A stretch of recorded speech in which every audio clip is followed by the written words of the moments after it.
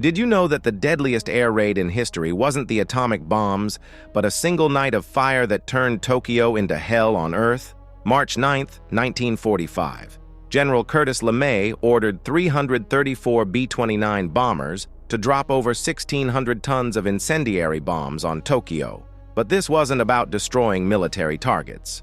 LeMay deliberately targeted civilian neighborhoods, using napalm and thermite to create the perfect firestorm.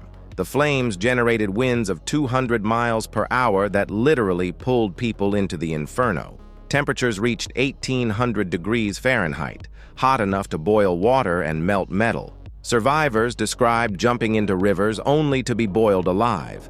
Families who sought shelter underground suffocated as the fires consumed all the oxygen above them. In one night, over 100,000 civilians died. 16 square miles of the city were completely incinerated. More people died in those 12 hours than in Hiroshima and Nagasaki combined. LeMay called it proof that area bombing worked. The operation had a name, Meeting House, and it remains one of warfare's darkest chapters.